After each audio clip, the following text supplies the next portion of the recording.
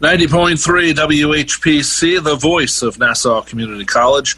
Welcome to another edition of From the Press Box here every Monday, 9 a.m. to 10 a.m., and later on becoming a podcast, wherever you get your podcast. My name is Rob Leonard, and joining me every week as he does is my co-host, my brother, and award-winning sports writer, Tim Leonard. Hello, brother. How you doing?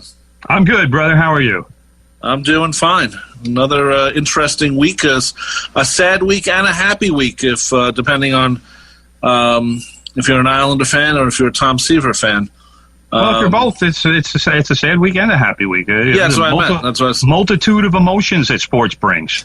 Yeah, and I thought we'd start with the Islanders, because that happened, and it's a little newer in the news-wise, at least. The Islanders played wonderful on Saturday, brother. Wonderful. They totally destroyed the Flyers. And I don't know. I don't think you take out, even if how bad you're losing, you don't take your goalie out with 6 minutes left in the game. No, when you're desperate, that's what you do. And the Flyers, by that point, they're down 3-0. Their offense isn't doing anything. No.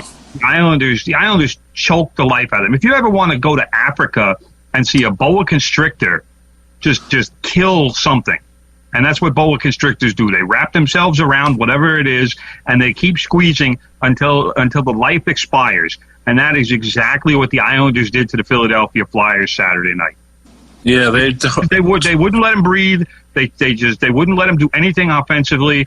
The Flyers totaled 16 shots in a Game 7. When you're supposed to be desperate and you're supposed to be doing everything you can to win, 16 shots. That was how well the Islanders played Saturday night. It was unbelievable effort. Probably without a doubt, the best playoff game they played this season. And I would put it up against some of the all-time playoff games that this franchise has played. It was a perfect game. It really was. And I said the Flyers would lose in 6. I was wrong. It's 7 games. But, that's fine. 6, 7, who cares? Yeah. You know what, brother? You were right. That's all I have to say. But you know something, Tim? I was looking back. Team. The Islanders have been in so many Game 7s in the playoffs, and many times, almost too many times, they've won compared to the records. They seemed as a team history. Their team history shows in the 7th game they usually will win. So I thought about that afterwards. It was just Brock Nelson playing really well on Saturday. Yeah, goal to assist. That's a player who isn't necessarily a big-time player, but stepping up into the moment. And, you can't. It used to be with the Islanders, it used to be everything was John Tavares. If John Tavares didn't get it done, it didn't get done. Yep. But the thing I like about this team so much, and the reason that they've been able to advance as far as they have in the playoffs, is because you get something from everybody. And that was the hallmark of those early Islanders teams, where it was, obviously Trottier, Bossy, Gillies, and that line did a lot. But you got contributions from the other lines. There was Butch Goring and Nystrom and Tonelli and the third line, the fourth Wayne line. Wayne Merrick, guys like that. Lauren Henning, guys like that did something. And it wasn't always Trottier, Bossy, Gillies scoring the goals. It was other guys chipped in. And that's what Brock Nelson did last night. Brock Nelson is not a mainstay for this team, but he had a great game last night. Thank you very much, Brock Nelson. Goal to assist. We're in. Let's go. Let's go on to the next round, and let's play the Tampa Bay Lightning. Yeah, they're the first time since the 92-93 season that the Islanders have made the semifinals. Hard to believe in that year. This is a conference finals, brother. It's the overall semifinals. But the conference and this. I'm having fun with this. This is actually the first time they have made the Eastern Conference Finals. Now, the reason for that is because back when the last time the Islanders made the conference finals, it was actually called the Prince of Wales Conference. Right. That's how long it's been since they made it. They've actually changed names. Right. Well, the NHL's done that. Remember the Clarence Campbell Conference. Right. Yeah. But the last time they did it was 92-93. They lost against the Canadians, who eventually won the Stanley Cup. But they had a great season that year too, and I see that this team is a little different in the way they dig out of things. I always thought the 92-93 was like the last gasp before things just changed over, and it sort of was that way. This is an ascending team right now. They're playing fantastic. I think they know they're playing really good. Barry Trotz is he's not this is a guy who has a history of maybe being a little harsher than other coaches, but he's been pretty loose on this team this playoffs. Well, Barry Trotz, he's a business he's business first as a coach. He always has been, but he's not a drill sergeant kind of a guy. He is a guy who, when you're there to practice, you're there to practice, and games, that's work. It's not, yes, you have fun while you play the game. That's what any, most coaches. I don't want to say any coach because I don't think John Tortorella tells his players to have fun. But most coaches will say, hey, this is a game, have fun, enjoy yourselves, but let's not get too loose. Let's not forget why we're here. We're here to win. And that's Barry Trotz. And Barry Trotz, obviously his mantra and his style is, we are going to win by playing defense. And that's fine. I mean, it's certainly not exciting. It's not flashy by any means. But obviously in this playoffs, it's been effective. And like I said, Saturday's game was as thorough a job. It bothers me that the Islanders didn't play like this in Game 5, because then we wouldn't have had to sweat through a couple of games and a couple of very disappointing overtime losses, including double overtime in Game 6, to get to that point. But that Game 7 showed what this team can do and how well they can do it. And I have to say, I was a little bit surprised to see Thomas Greiss in goal for Game 7. So was I, but it worked. You know what? But not entirely, because I really did think that Semyon Varlamov was a little shaky in Game 6. He let up a couple of bad goals, and the Islanders in the double overtime outshot the Flyers. I don't remember the exact total, but it was something like 52-26. It was a glaring, just a chasm as far as shots on goal. But because Varlamov let in a couple of softies, that's what had the Flyers in the game and eventually got them to win. So again, Greiss that Game 6, brother, was heartbreaking. It was torturous. Because I was saying to people, there's no way the Islanders can lose a third overtime to a team in a series. And as it turns out, the Flyers have become the first and only team in NHL history to win 3 overtime, or to get 3 overtime wins in a playoff series and still lose the series. Wow! So that's pretty cool. That's a nice first, because it means the Islanders are still advancing. But it was torturous, because the Islanders are one of the NHL's best ever teams in overtime. I mean, if you look at it at overtime records, and by that I mean playoff overtime. So I'm not talking about the cheap overtime that they've had in the league for like the last 5 years or whatever it is. I'm talking about real playoff overtime. The Islanders are one of the best of all time in the NHL in overtime. So you don't expect them. I mean, I didn't even expect them to lose a second overtime game, much less a third. It was absurd to me that happened. But we get to Game 7, and I don't even want to say it was worth it, because it still wasn't worth it, but it was almost worth it to see the game that they played on Saturday night, and just to see how thorough they were and how effective they were. And Greiss only had to make 16 saves for the shutout, so he really didn't get tested a whole lot. There were a couple of little scrums in front, but the Flyers had trouble just getting the puck into the Islanders zone. I mean, that's how good the defense was. It was shutting down so often in center ice. And how many times did the Flyers get into the Islanders zone clean? I mean, it was rare. And when you can't get into the zone clean and generate that momentum and have speed coming into the zone at the blue line, that's what teams like to do. They like to you like to get into the zone and hop in and have a little bit of speed and get into the zone that way. It was so rare that the Flyers did that last night. The Islanders were just it was. I think I agree with you. It was maybe the best game of their entire series in the bubble, so to speak, up in Toronto. So I thought it was very good. Undoubtedly. By the way, the Islanders will be playing Tampa Bay tonight in Edmonton at 8 p.m. And the reports are that Steven Stamkos He's been hurt since February. They were hoping he might be able to return for this series, and looks like he might not. So good. I know. So good. Steven Stamkos making like $8 million a year. That tells you how good he is. So yeah, I'm more than happy for him not to play. Yeah, I was undisclosed lower body injury, brother. Yeah, no, I don't know what that is. Whatever. That's the NHL for you. Everything is a lower body or an upper body. So yeah, my back hurts too. But I hope Steven Stamkos recovers right after the series. Yeah. So anyway, it was a great series for the Islanders. It was just very, very, very cool of this team to be doing. The only thing you can wish right now as an Islander fan, you wish that there was no COVID and all these wins were happening on, we could have go to the live games. I assume it was going to be the Coliseum for everything. And just, watch the barn explode. I wish we could have played these games a few months ago. well, like we said, instead of in September, the new season is supposed to be starting in a couple of weeks. Never mind finishing last year's playoffs. Yeah, but at least they finished it. I give them, they basically went through the whole season. So, that's a very, very good thing. That's a whole season, was all those games, and I thought it was very well thought out. I mean, when will they start the next season?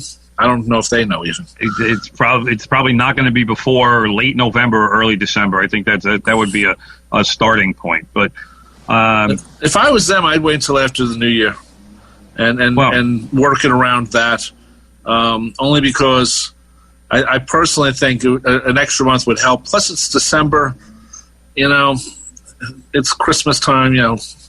It's always crazy. One thing when the season starts in October and the momentum starts to happen, but the start in December would, to me, be a problem. But I can see if they do it. I mean, you have to try to get back on your normal schedule. All the leagues, not just the NHL. So, that's why the Major League Baseball didn't go into November, December like I thought they should have, and of course they didn't. So, well, let's hope we're in a position when the season starts that people can give each other hockey tickets for Christmas presents or that'd be nice, or Kwanzaa or Festivus, whatever holiday you're celebrating. Let's hope that people can give hockey tickets for presents around the holidays.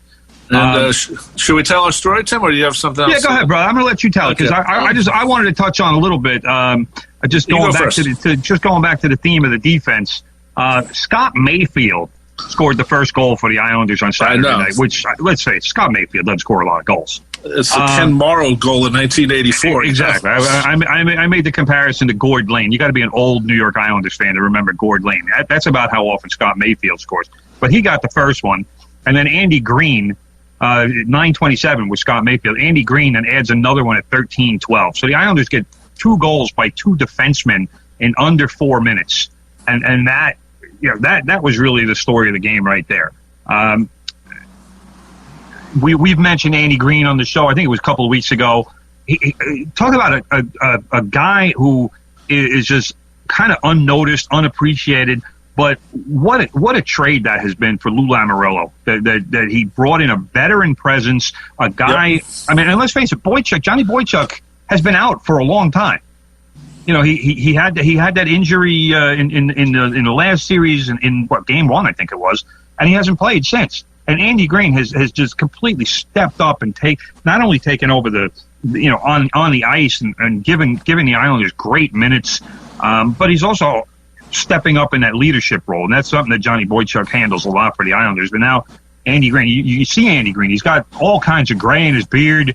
It's not hard to see. Hey, this is an older guy. He's been around for a while, but I love what he's bringing to this team. He really has done a phenomenal job. It might be his last go around to get this far. It's not going to be his last. I mean, he's like 34, 35 or whatever, so he's got a couple of years left.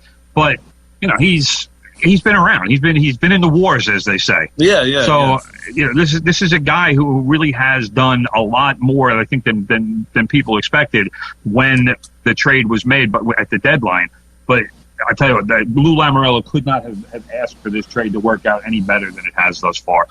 What was the other thing? Oh, well, I'm just going to. Well, I'll touch on something, brother, and then you can tell the story. But I was going to say that Brock Nelson made it 3-0 midway through the second period. We were talking about Brock before, but I wanted to point out that was when Eddie Westfall, who obviously a lot of Islander fans, if you're an Islander fan, you should know the name Eddie Westfall, happened to be sitting at a table next to us at the restaurant we were watching the game, and called out to us to make sure that we knew it was 3-0. Yeah, we were on Saturday. We were at a restaurant. We won't say where it is because Eddie says he goes there a lot. We don't want to blow his cover, but on Saturday, Timmy, I, and our sister went to this restaurant on the North Shore, and we sit at the table, and there's a group in the back, and there's another group at table, and I didn't see the guy in the back, but I all of a sudden heard his voice. And Eddie Westfall has a great voice. Very distinctive voice. So I look over there, and I go, my God, that's Eddie Westfall. So I took a look because, let's face it, I got the educated eye here, and I'm like, wow, I don't. Eddie Westfall. I don't have the educated eye. What are you talking about? If it was a music guy, no, I know Eddie Westfall. I know, but that's from back in the day. And I was like, Eddie Westfall. I'm back in the day too, Tim. I'm going to punch you right now. So anyway, we were didn't want to bother him because he's having dinner and with some friends and his wife and everything. And be respectful when you see people out who are famous, and not just go over to the table and barge in. At one point, the TV was above us. We couldn't really see the TV. Our sister could, so we look up, and we'd go out and we'd say, okay, whenever they score a goal. And Eddie at one point goes, "It's 3-0, guys." And then they put on the other TV on the other side of the room so we could watch it. And we actually stayed to. That's why I told him to. Right, I know that. Well, the TV was off. I was pointing to the other. I'm like, dude, come on, hook me up. Yeah, okay, Tim. So we were. I know that you did. I know that, Tim. So anyway, we were watching the third period, and there's no one there, so we didn't mind we staying there. And then when Eddie left, we went up and introduced ourselves because we didn't want to bug him at his table. He's eating. He's eating. Let him digest his food without us bugging him. So he's eating. He's socializing. There with he and his wife were there with another couple. It's like you let people have a life. So we got some nice pictures, and hopefully he might come on our show. We're trying to work something out. He's a busy guy. He looks great. I mean, great. You know how old he is, and it's like, wow. He's in better shape than you or me. I know that. That's right. It's true. So, but as Timmy said, we're watching the game, the Islander game, and Eddie Westfall's in the same room with us. There was sort of a fate that the Islanders were going to win Game 7. So it worked out very well. I told people, I said, when I saw Eddie Westfall, remember that moment in League of Their Own when Tom Hanks they're playing the big game against whatever the other team is, and Gina Davis shows up and she's like catching, and all of a sudden he sees her and everything is kind of happening, and it's all of a sudden Tom Hanks starts freaking. He's like, we're gonna win. And that's how I started getting. I'm like, man, I'm in the same room with Eddie Westfall in Game 7. I said, Islanders are winning this game. And the Peaches actually lost the game, but the Islanders, they won. Yeah, so I was very happy with that, and it was, we don't see a lot of sports guys. Well, you used to, but I used to see them every day. I know, but it was your job, so yeah, exactly. We saw them outside as just regular people, just people. So anyway, the Islanders Eastern Conference Finals. I think they win. I think they beat up on Tampa Bay pretty simple. Oh, brother. Teams get better as you go along in the playoffs. But they're playing really well, Tim. They're ascending. Game 6 they should have won. Tampa Bay has won both of their series in 5 games. Right. I mean, they beat up on the Boston Bruins. Right. So and the Bruins. A lot of people were predicting the Bruins to be a Stanley Cup finalist before the pandemic hit, and then after the teams came back, it was like the Bruins just kind of gave up. It looked like, I don't know what, they had no heart left. The Lightning, they call them, by the way, they call them the Ning down in Florida. I don't know why. It's the Ning, the Ing, the Ning, Ning, the Ning. That's not a leftover Phil Esposito thing, is it? It's silly. I don't know. Maybe it is. Maybe Espo started that. Who knows?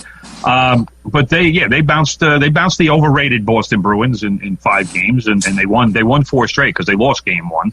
Right. Let me throw this out here, brother, real quick. Have you noticed that Boston sports is basically circling the toilet at this point? Well, yeah. Because let's right, the Bruins. It used to be the other way around. Well, the Bruins were overrated.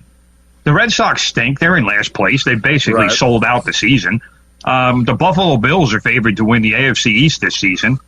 And the Celtics are hanging on at this point to be the only relevant team in town. You know, even the New England Revolution, the Major League Soccer, they stink too.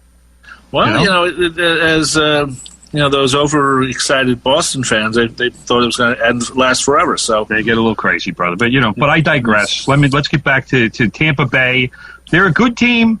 They knocked out Columbus in 5 games before the Bruins. Their offense has got some firepower because even without Stamkos, they have Nikita Kucherov, who's an outstanding player. 33 goals and 52 assists for 85 points, and those were all 3 team highs. Kucherov is also the guy for Tampa Bay's power play. He's kind of the orchestrator. 21 power play assists this season. That's quite good. And they also have a very outstanding goalie whose name is Andrei Vasilevsky. The Lightning are quite good with their Russians. No need to ask about a backup, brother, because Vasilevsky will play every game, unless he breaks a leg or something, and even then he might still play. But since the teams came back from the COVID break, Vasilevsky is 10-3 with a 1.91 goals against average. Wow. So, yeah, he's good. He's really good. One of the best goalies in the league. The Islanders are going to have to do a lot to score. Now, Tampa's offense, I told you, 245 goals this season. Far more than the Islanders. The goals against are about even. So the Islanders are going to have to figure out a way to slow down the Tampa Bay offense, although they have been playing what is known as playoff hockey. A lot of their results have been 1 goal, a lot of 3-2, 4-3, 2-1, like those low-scoring games that the Islanders like to play. So it's going to be interesting. I want to see. I'm curious to see these first 2 games. I'm really looking forward to tonight's game because I want to see which team is able to establish its own style a little bit more, and I want to see how comfortable Tampa Bay. Instead of during the regular season, it was more of a free flowing. We're going to skate, we're going to score, we're going to play that open kind of hockey. I want to see how comfortable they are playing a more defensive style, because that's the way the Islanders play all the time, or at least when they're playing well, that's how they play. So, and the Islanders are I think, more accustomed to playing that way. So that might give them a little bit of an advantage.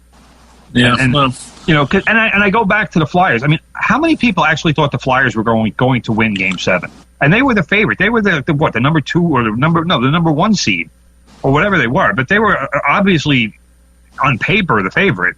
Right. I mean, yes, I know a lot of Islander fans, but I don't know too many people who actually thought the Flyers were going to win that game. And they meekly went out. So, I'm curious to see the first 2 games. I want to see what Tampa Bay does. And if it's a split, then we're going to see a real good series. If the Islanders could somehow win both of the first 2 games, then I would not see a way for Tampa Bay to win the series if the Islanders can win the first 2 in a row. Yeah, and it's going to be in Edmonton. I'm getting ahead of myself, though. Yeah, it is. Anyway, we'll get to the Islanders, as they go along for next week. Let's talk about Tom Seaver, brother. He died. Very sad. We go from joyous to sad. Yeah, and he died at 75 on last week. The greatest Met ever, unquestionably. And I'm not sure if anyone's ever going to top him as a Met and what he meant to the fans and the team that he played on. I was thinking about this. I was thinking about David Wright, if he hadn't hurt his back. And I was thinking of Piazza, but he wasn't there long enough. And I was thinking of Keith Hernandez, too. Keith was very important when they picked him up. He's helped change the attitude that they had. But Seaver's the guy, and he always will be, and he'll be the guy that overshadows the Mets for a long time. The way, in many ways, Joe Namath does still for the New York Jets. 50 years later, Joe Namath is still the guy. People still think is a Jet. He works with the Jets somehow, but right. He's not day by day with them. But you look at his numbers, man. 311 wins, 205 losses, 276 on the ERA. He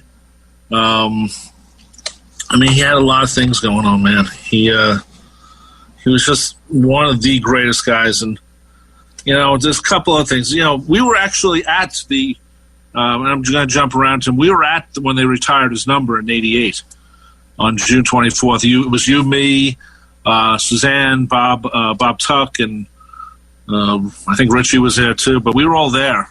Yeah. If you remember what he did, he gave a speech, and he then went and bowed from the mound, which I thought was a real classy thing to do. Yes. And I was there in '83 when he was the opening day pitcher, and when they got him back, and it was like, wow, they finally got this guy back. And he didn't actually have a great season that year. But it was great to see Seaver back. And it wasn't like when Willie Mays came back and his career was totally over. Tom Seaver still had a couple of more years as a Met. Could have been as a Met, and it didn't happen, of course. Frank Cashin said, "Well, who's going to pick him? He's 39 years old." It was a legitimate gamble to take. Because of his salary, and because of his age, you would think that nobody would take him, and then they did, and it was a calculated gamble, but it was a bad one, as it turned out. Yeah, and he ended up going to the White Sox of all places, and that's where he got his 300th win. I was there that day. You were there that day. I wasn't, but you were there. Lindsey Nelson called the ninth inning on Channel 11. I don't know how they knew. I guess they flew him in, but it was interesting. They did. Yeah, it was just so everybody knows, I was there for Phil Rizzuto Day. Right. I know you were. It wasn't the plan to go watch Tom Seaver's 300th win. My plan was to go watch Phil Rizzuto Day, and if you remember correctly, they got to scooter a holy cow. Right. For Phil Rizzuto Day, and the cow knocked him on his butt. Yes, I remember. And, of course, later on, Seaver would be both a Mets analysis and a Yankees analysis. He worked with Rizzuto. I think there's a clip of like Rizzuto going off somewhere on a tangent, and Tom Seaver just started to laugh. So that, there's a couple of them, but there's one where Seaver just starts laughing hysterically. There's a lot of those with Rizzuto, but there's a couple with Seaver in the booth as well, where he just lost it immediately as soon as Rizzuto said whatever he said.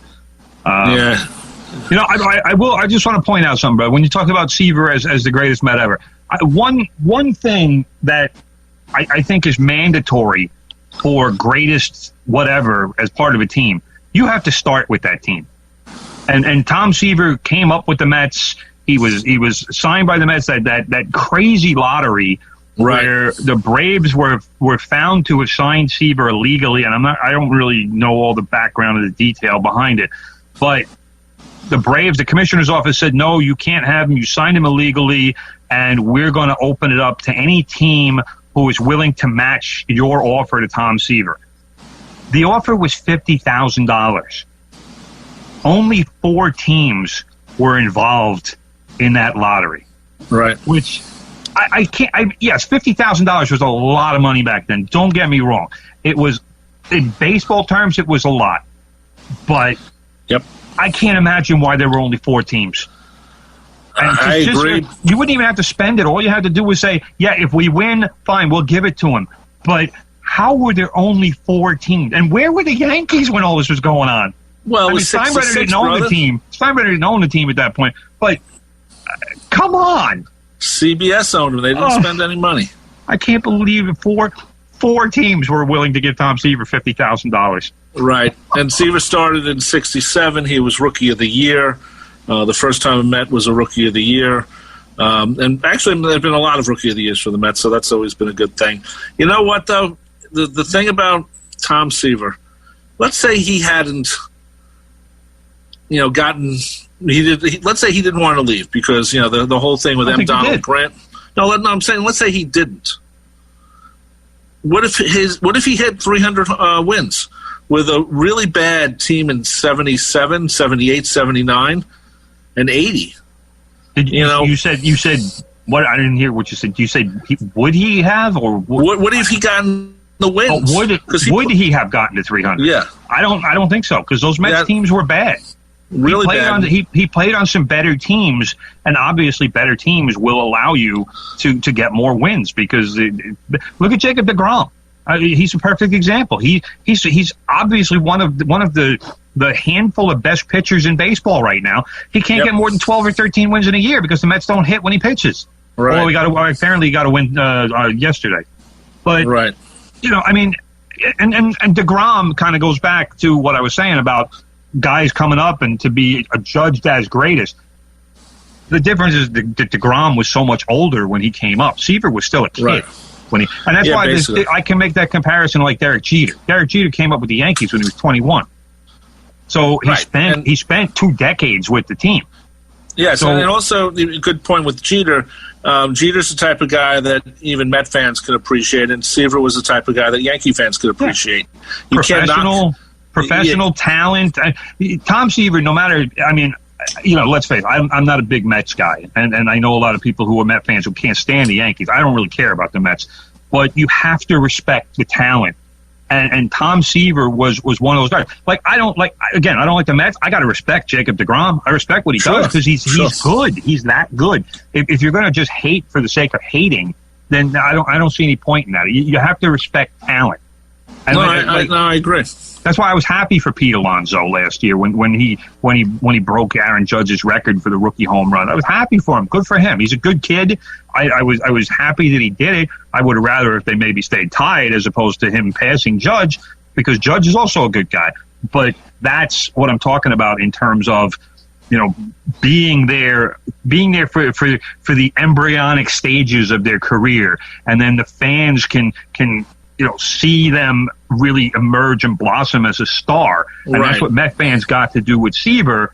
But Seaver's talent was... Well, that's also, you think about like a guy like Darryl Strawberry, Dwight Gooden, they came up through the system too. And Met fans immediately appreciated them. And unfortunately, they didn't have the careers they should have had. But, they had their moments in the sun too. Right. Seaver was professional. The drugs wound up being more important than the game, and that's. I mean, Seaver's numbers. I'm looking at him right now. He was 25-7 in '69.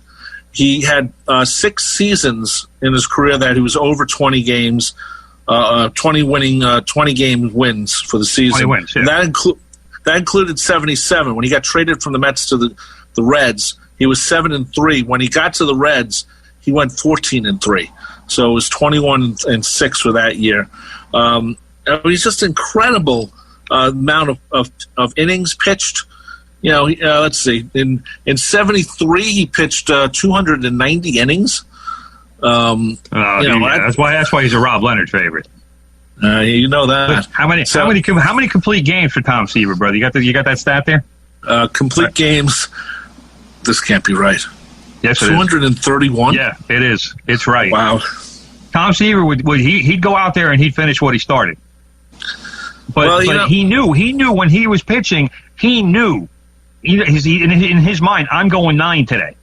Yep. Tom Seaver pitched more complete games in one season than Mets have probably pitched as a team in the last 5 seasons.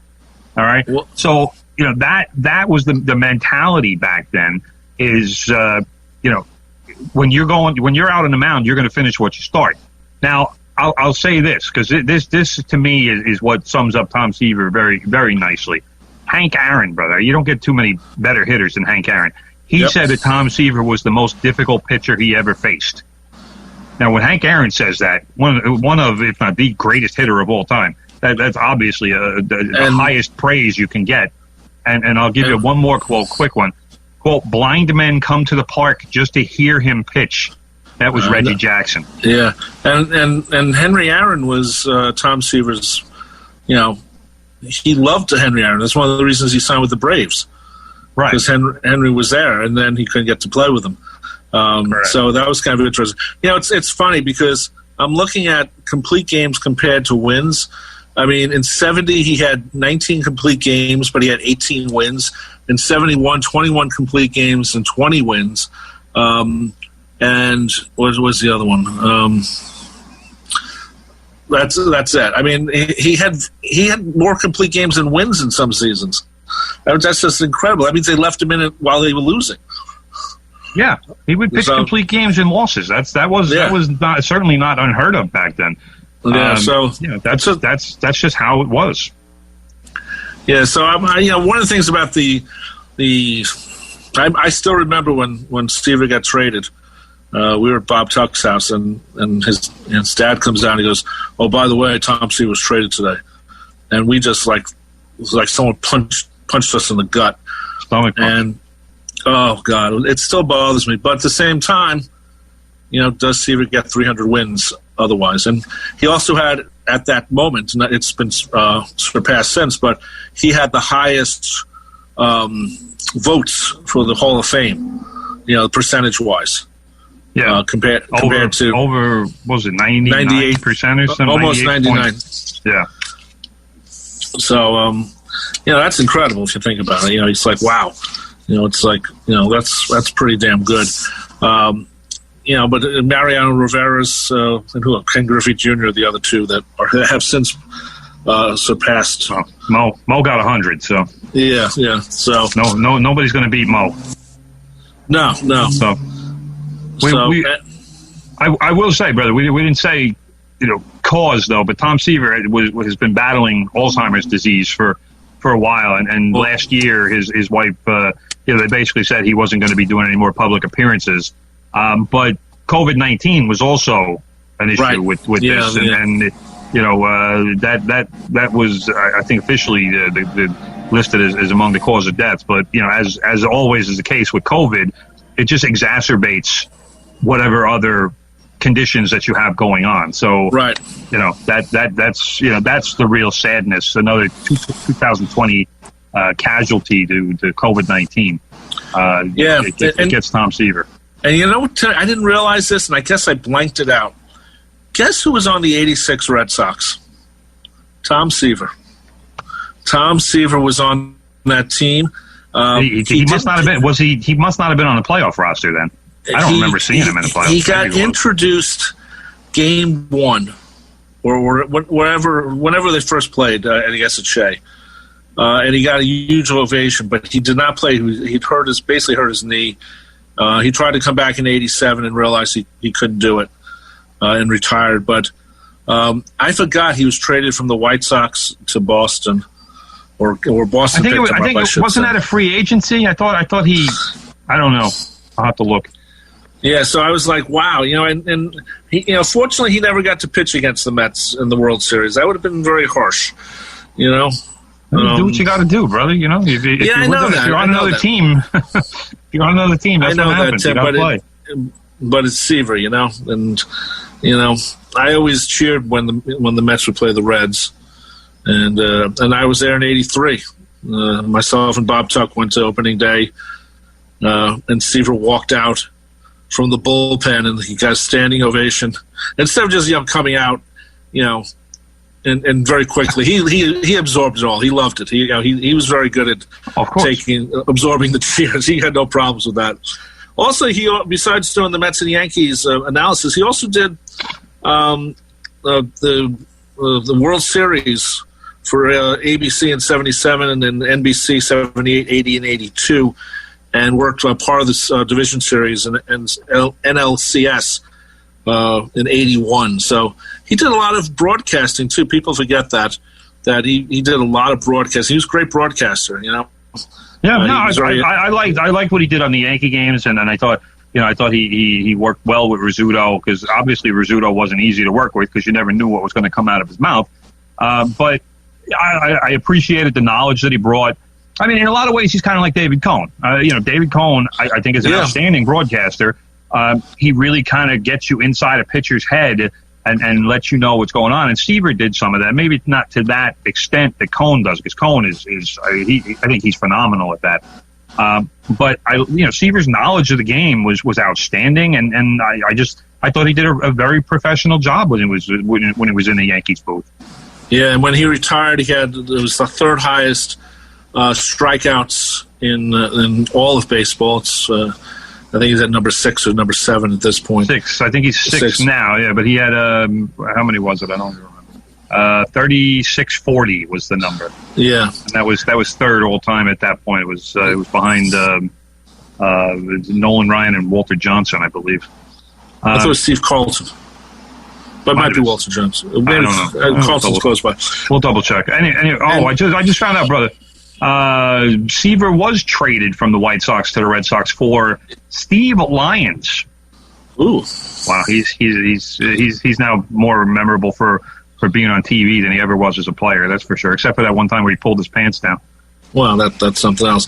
And also in 1969, Seaver almost had a perfect game. Jimmy Qualls had a very simple baseball. He had a nice, it wasn't a big shot. He wasn't like he was trying to, cheap it out. It was just a flare. That's all you needed. It was just a flare. There was nothing spectacular about the hit, but it found a piece of grass, and perfect game over. These things happen. It happened. Yep. Seaver had like 5 one-hitters in his career. Yeah, I think that was the number. He got the one-hitter. He got the no-hitter with the Reds. Yes, he did get a no-hitter with the Reds. Yeah. But, it's no-hitters a lot in perfect games, they have a lot to do with luck. And that's just how it is. Because you need great plays. You need obviously you have to be very good that day. But when you look at some of the pitchers who have thrown no-hitters and or perfect games, there are some very mediocre pitchers on that list. Like that former Met prospect Philip Humber. He did it. And not even a year later, he was out of baseball because that's how ineffective he was. He had one really great day, right? And good for him. But one more thing, brother. And I always follow the media side of a lot of stories. Yes. There's not a lot of game footage of Tom Seaver as a New York Met. 83 season they have. I'm sure there's footage of him with the Reds and, of course, the White Sox and probably even the Red Sox. But there's not a lot of game footage of Tom Seaver pitching, which is a sad thing to think about. We saw in the 69 games that SNY showed earlier in COVID, the lockdown. Those are available, but most of 1969 is not available. Most of 1973 is not available. This is not something they thought of saving back then. So there's film, there's other things, and there's a lot of baseball radio, but actual footage is not that. There's not that much footage of Tom Seaver as a New York Met. Correct. So it's unfortunate, but just to point this out, brother. I'm just going to double back for a second here. Tom Seaver was third when he retired, and you were correct. Steve Carlton was number 2 at that time. It was Nolan Ryan, Steve Carlton, Tom Seaver. Walter Johnson had 3509 with strikeouts. I should have remembered that. And Tom Seaver was 3640. So good call. And the funny thing is, the Midnight Massacre on the 15th, where they traded Tom Seaver to the Reds. And part of it had to do with Dick Young of the Daily News writing stuff that maybe was true, maybe wasn't true about Nancy Seaver, which got Tom really angry. And at that point, he had sort of agreed to stay, but then he said, "Get me out of here." Well, give him the background, because apparently Dick Young wrote something to the effect that Nancy Seaver was upset that Nolan Ryan was making more money than Tom Seaver, right. and was apparently complaining about it to Nolan Ryan's wife, because the couples had been close from their time with the Mets. Or Nolan Ryan's wife was bragging about it or something. Yeah, there was some kind of There was some kind of, Real Housewives of Flushing thing going on or something. Which probably didn't happen with, and one of the problems that Dick Young had, we should mention this, 75 baseball free agency happened. He was not a fan of it at all. No. And he was a big owners guy. He was anti-union. I don't know. It's strange to have a journalist like that, but, Well, the funny thing is, in 81, he went to the Post basically the same way. He left the Daily News and went over to the Post. And why was that, brother? Because they gave him more money. That's right.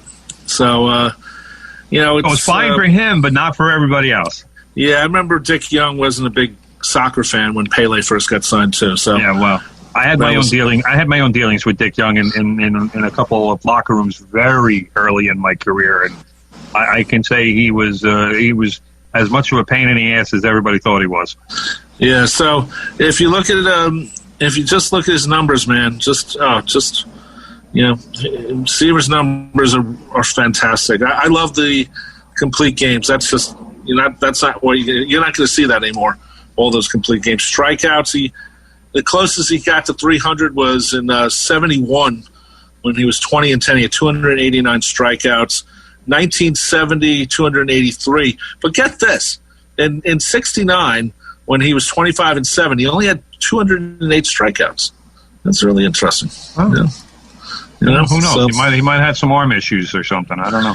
Maybe that was his best season. So anyway, we're going to miss Tom Seaver. He was, he's running a vineyard, and when we had Bill Madden on, they said they were doing a film about him, but obviously it hasn't come out yet. So, we're going to miss him. We're never going to see a guy like Tom Seaver again. Well, maybe not.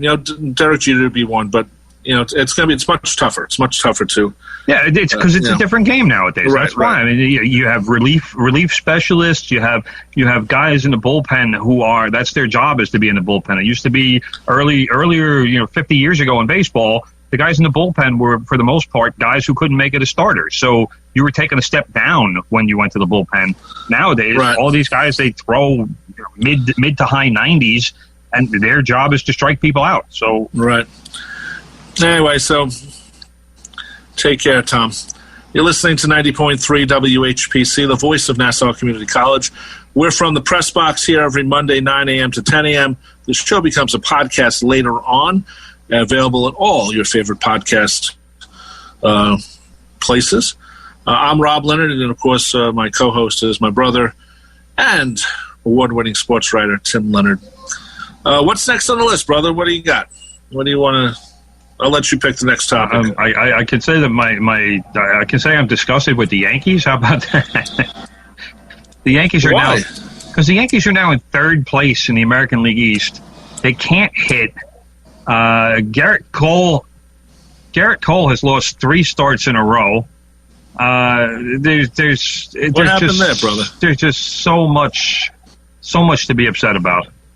I don't even know where to start. And they're losing games to the Orioles, the team that they had won 19 straight games against the Orioles on the road, and now all of a sudden they couldn't beat them at all. So I don't even know. I'm not happy. Obviously they're struggling.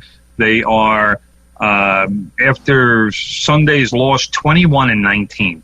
This is a team that we expected them to win 40 games, or at least become close to winning 40 games in this reduced season. 6.5 games behind the Tampa Bay Rays. And like I said, Toronto just yesterday moved ahead of them in the American League East standings by a full game. So, wow, yeah. I mean, the Yankees are still unbelievable. The Yankees are still a playoff team. But well, that's true. They're barely hanging on at this point. They are the 8th seed. Well, we should say that last week we were talking about trades, and they didn't make a trade. I was wrong about the Mets. They made 2 trades, shockingly. Yeah, but as far as I'm concerned, you were right about the Mets. Oh, I know I was right, but they didn't listen to me. The Mets shouldn't have made any trades. I agree. But stupid Brody Van Wagenen, I'm sorry. Why? He traded. He trades a decent prospect who they could have used this season as a starter to the Texas Rangers to get a backup catcher in Robinson Chirinos and to take the contract of Todd Frazier, who they don't need. Why do the Mets need another guy who plays third base and first base? Where are they getting the at-bats for all these guys? You got Dom Smith, you got J.D. Davis, who's playing a lot of third base. Obviously, Alonso is going to start 95% of the games at first base. He better. So you already have issues with Dom Smith and where he's got to play the outfield to get him at bats because he's had a really good season. So you need to get him in the lineup. Like I said, J.D. Davis at third. So Todd Frazier, where's he going to play besides first and third? Maybe you get him some DH at bats or something. But there was absolutely no reason to bring him in. And if you need a backup catcher that bad, just pick one up off the waiver wire. Their backup catchers aren't hard to find in Major League Baseball. You don't have to trade assets to get one.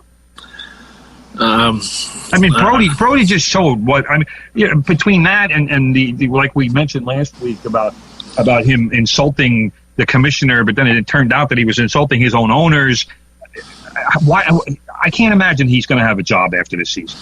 I agree with you. I think once everything gets settled with Mr. Cohen, you're going to see Brody trying to get his agency back. Yeah, Brody was a nice experiment, but go back to representing players instead of making trades for them. Yeah, I mean, I don't see it. Yeah, I haven't either. By the way, brother, it's today is Labor Day, and no, brother, today is Glaber Day. Oh, I'm sorry. But go ahead. That's right, Glaber Torres. Yes, your guy. And normally the NFL season would have started by now because usually it starts the Sunday after Labor Day, but because we're in the high number of days, I guess we're day 7, we start it next week. And because of COVID, there's been no exhibition games. And to be honest with you, I haven't missed the exhibition games, but the exhibition games would tell me, oh, okay, we got 3 weeks left, 2 weeks left before the season would start. Right. So that notification that you get, and I hate exhibition games because I don't like to see people get hurt. And they also charge full prices at all these stadiums for everything, parking, food, everything. You think they'd make it like $20 for people who can't get in during the season. But the exhibition games allowed you to kind of glide into the NFL season. It didn't start abruptly. No, and that's what we're getting this year. So next Sunday, well, we got Thursday, bro. Thursday, we got the Houston Texans at the Super Bowl champion Kansas City Chiefs. That will open the NFL season. But you are correct that Sunday will be the real opener for every other teams for the other teams in the league. We have a kind of an as usual opener with the Jets going at the Buffalo Bills, and the Buffalo Bills are going to be probably the class of the AFC East this year. I'm expecting the Bills to win that division. Forget the Patriots. No, not the Patriots. I'm not seeing the Patriots this year. And then the Giants will open up at home on Monday night against the Pittsburgh Steelers. So that might be the last time we see the Giants on a nationally televised game this season. Because they're gonna be bad. Let's face it. I like Joe Judge so far. I like what he's bringing. But I think that he doesn't have nearly enough talent that he'll need to make this team or to turn this team into a winner. So I think it'll be a good learning year for him as a coach, but I think the Giants also need to get better as a franchise before this thing turns around, and they're not close to that yet. And we'll see what happens with Tom Brady being on a new team, a new area. It's going to have a test with the Buccaneers at the New Orleans Saints on Sunday. It's going to be a good game to watch. I'm interested to see because the Buccaneers, they built up their offense. They built it up to support Brady, with the receivers that they have, and obviously they brought in Gronkowski, America's idiot. But he's still a pretty good tight end, and if he can actually get through a season without without some sort of major injury like he had the last few seasons he was in New England, then obviously he'll be an asset. But again, that kind of remains to be seen as far as what he's going to be able to give them after a year off. Right, and we should say that Premier League starts this Saturday over in England. How about that? And also, brother, we're in the middle of the U.S. Open, the U.S. Tennis Open, over in Flushing Meadows. I've watched some of the matches. It's really tough without a New York audience. I mean, New York, that's just part that the New York crowd is so part of the show. You don't realize it until it's gone, because they somewhere along the line the fans are going to say, okay, who's going to be the underdog that we can get behind and scream for? And last year was Coco Gauff. Right. So she came in and the people got behind her, and I'm not gonna say that they willed her to win, but obviously she put on a show and they appreciated it, and they cheered for her hard. Yeah, so that's what a New York crowd will do is yep. They'll help and have, like Jimmy Connors years ago when he made it to the final or whatever, when he was like 38 or I don't remember 39. But he was an old man, and the crowd helped him. The crowd boosted him up, gave him that extra bit of adrenaline that he needed. So he also got lucky what a New York crowd can do. He got lucky with his draw, but the draw was a big help. But also at the same time, it was like, wow, here's this guy who really, is getting a lift from the crowd, the New York crowd. I just love when they start screaming while any players like throwing the ball up. They'll say hit it, or something like that. I don't like that. That I don't like. I like it when they go crazy afterwards and do all that stuff. I will say, brother, that I was quite surprised yesterday. Novak Djokovic, the top seed on the men's side, was defaulted, which basically means he was ejected, red carded, whatever you want to call it, from his fourth round match against Pablo Carreño Busta, because he hit a ball, and he actually hit it behind him, but he was angry about a call, was walking away and hit a ball behind him, and the ball hit a line judge in the neck, and she went down, and the officials got together, and they were talking for about 10 minutes, and the Joker, as they call him, was pleading his case, and they said, you know what, we can't continue this match. You're defaulted. You're done, because you can't hit a line judge with a ball like that. So his tournament's over. He was the favorite to win this thing, and because of one moment of madness or idiocy, his tournament is done. Yeah, well, also, we drove by the tennis courts, just for driving around sake, and we would have hit traffic, for hours. Yeah, I just thought of that. Absolutely. I've been in U.S. Open traffic. It's no fun. There's a lot of cars. People need to take mass transit to the U.S. Open. Yeah. So anyway, that just about does it for from the press box. Anything else to add before we leave, brother? We got about a minute. Okay. Come on, you Spurs. Oh, that's what people should watch. All or Nothing, the Tottenham Hotspur special. Oh, how was that? Amazon Prime Video. It was absolutely outstanding. I recommend it highly. If you have any, Harry Kane was dropping F-bombs all over the place in the locker room before games. Who knew that Harry Kane swore that much? But if you want a good behind the scenes look at a club, and the Amazon Prime kind of lucked into having Mauricio Pochettino get fired and Jose Mourinho come in, because they have immediately turned Mourinho into the star of this thing. But definitely great behind the scenes kind of stuff, good interviews. I'm definitely looking forward to the next 3 episodes, which I think come out. I think they just came out last night. I have to see the scheduling, but highly recommend this series. Highly recommend. Okay. Well, thank you, brother. We'll talk next Monday, 9 a.m. to 10 a.m. with From the Press Box here every Monday. And don't forget the rest of the Sports Talk family here at WHPC, Monday through Friday, 4 p.m. to 5 p.m., and then an additional show on Tuesdays, 10 p.m. to midnight. I'm Rob Leonard. He's Tim Leonard. We'll talk to you next time. Take care.